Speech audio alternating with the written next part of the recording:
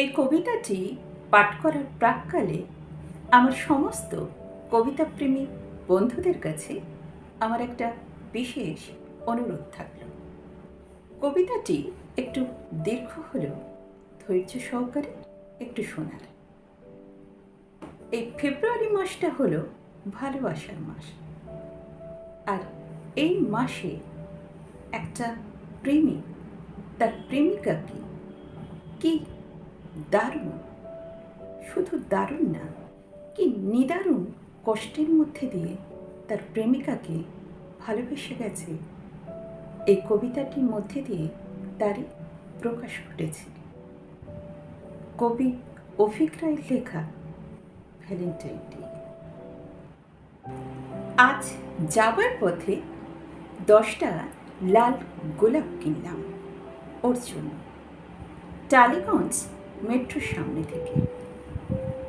দাম শুনে তো আমার রেটিনায় সর্ষে ফুল। যে গোলাপগুলো অন্যান্য দিন 10 টাকা করে নেয়, আজ সেগুলোই 30 টাকা। এই নিয়ে আমাদের সম্পর্কে 1 বছর হল। ভদ্রমহিলার আবদার বছরের সঙ্গে সঙ্গে গোলাপের সংখ্যা বাড়াতে হবে। তার মানে পরের বছর 11টা, আর আজ থেকে 40 বছর বাদে 50টা। এটা মহিলার আবদার না গভর্নমেন্ট নোটিশ, সেটা আমার মাঝে মধ্যে কেমন যেন গুলিয়ে যায়। 8ই ফেব্রুয়ারি। এই নিয়ে গত 3 বছরে প্রায় 7,329 বার আমাকে প্রপোজ করতে হলো। আসলে এই প্রপোজটাই তো একটা অজুহাত মাত্র। প্রথম মহিলা বেশ ভালোই প্রত্যুত্তর দিতেন। তারপর একটা নতুন কায়দা আবিষ্কার করলেন। প্রায় ঘাট ধরে প্রমিস করিয়ে নেওয়ার পর তিনি দিব্যি আকাশের দিকে তাকিয়ে চুপ করে বসে থাকতেন। আমি যখন বলতাম, কি রে, কিছু বললি না যে, তখন ভদ্রমহিলা মুচকি হেসে চুপ করে আকাশের দিকে তাকিয়ে থাকতেন। কিন্তু আজ তো আর কিছুই বললেন না। বেশ কিছুক্ষণ পর ভদ্রমহিলা বললেন, আচ্ছা, ভেবে দেখব। আর একটু মৃদু হাসির শব্দ শুনতে পেলাম। বুঝলাম ওটাই ভদ্রমহিলার উত্তর। 9ই ফেব্রুয়ারি। চকলেট নিয়ে হ্যাংলামোর একটা লিমিট থাকে। গতকাল একসাথে অটোয় করে যাবার পথে ভদ্রমহিলা পাশের সিটে বসা একটা বাচ্চা ছেলের ক্যাডবেরিতে টুক করে ভাগ বসিয়ে দিলেন। ব্যাস, সে কি কাণ্ড! লোকের খিদে পায়, ঘুম পায়, কবিতা পায়, ওনার চকলেট পায়।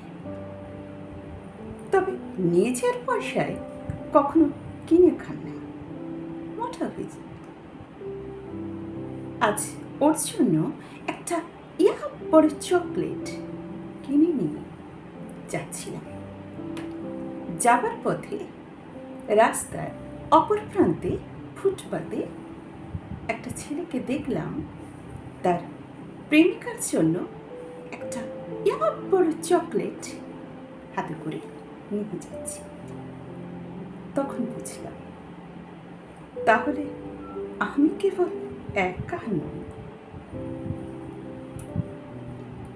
10ই ফেব্রুয়ারি। আজ শরীরটা বিশেষ ভালো না থাকায় দেখা করতে যেতে পারিনি, এমনটাই বলেছিলাম ভদ্রমহিলাকে।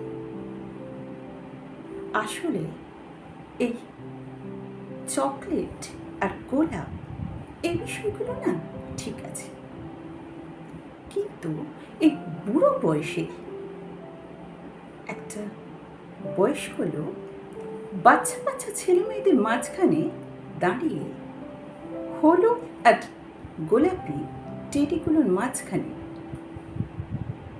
ভালো করে দেখে কোনটা নরম এটা দেখাটা কি মানায় বলুন তো? তাই এই টেডি ব্যাপারটা অনলাইনে কিনে ওর ঠিকানায় কোরিয়ার করে পাঠিয়ে দিই। প্রথম প্রথম মহিলা একটু রাগারাগি করতেন, তারপর ভদ্রমহিলা বুঝেছিল আমার সমস্যাটার কথা, আর বিশেষ কিছু বলেনি। 11 ফেব্রুয়ারি, তুমি দিনে 5টির বেশি সিগারেট খাবে না, প্রমিস।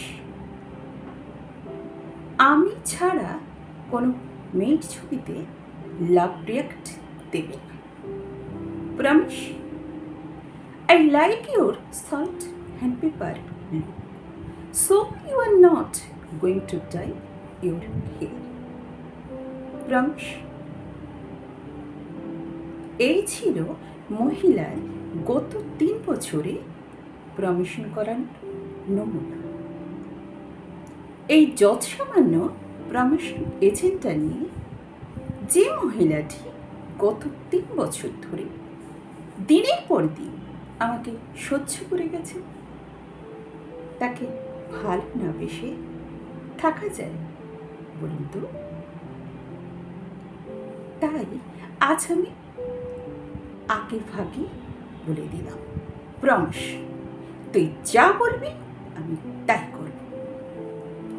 একথা শুনে মহিলা এতটাই হতবাক হয়ে গেলেন যে ঠোঁট থেকে আর একটি কথাও বের হল না। 12 ফেব্রুয়ারি, আজ আমাদের মাঝে একটা সিকিউরিটি গার্ড ভদ্রলোক এসে পড়ায় বেশ কিছুক্ষণ অবাক চোখে তাকিয়ে থাকল। ভদ্রমহিলার বরাবরের অভিযোগ আমার উচ্চতা নিয়ে। আমার পাশে ওনাকে হাঁটলে নাকি ওনার মনে হয় আমাকে ঝেঁটু, আমাকে জড়িয়ে ধরলে ওনার নাকি মনে হয় উনি পাহাড়ে ওঠা প্র্যাকটিস করছে। আজও তার অন্যথা হলো না, শুধু ওই সিকিউরিটি ভদ্রলোক এসে পড়ায় একটু থমকে গেলেন। উফ, ভদ্রলোকের আর আসার সময় হল না। 13 ফেব্রুয়ারি, এই ব্যাপারটা না ভীষণ ব্যক্তিগত। আজ পর্যন্ত ভদ্রমহিলাকে যতবার চুমু খেয়েছি ততবার বুকের মধ্যে যেন একটা দামামা বেঁচে গেছে। আজও তার অন্যথা হলো না, শুধু ওই সিকিউরিটি ভদ্রলোক এসে পড়ায় আমাদের মাঝে বেশ কিছুক্ষণ অবাক চোখে তাকিয়ে রইল। বোধহয় এভাবে কোনোদিন কাউকে চুমু খেতে দেখিনি। কি করব, ভদ্রমহিলা যে মাটির নিচে কফিনের মধ্যে দিব্যি শুয়ে আছে। আমাকে চুমু খেতে গেলে তো ঠোঁটটা মাটিতে ঠেকাতে হয়। এরপর কাল রাতে ওইভাবে চুমু খাবার পর আমি যখন উঠে দাঁড়ালাম দেখি আমার সমস্ত জামায় ধুলো লেগে আছে। ওই সিকিউরিটি ভদ্রলোক নিশ্চয়ই আমাকে পাগল ঠাউরেছেন।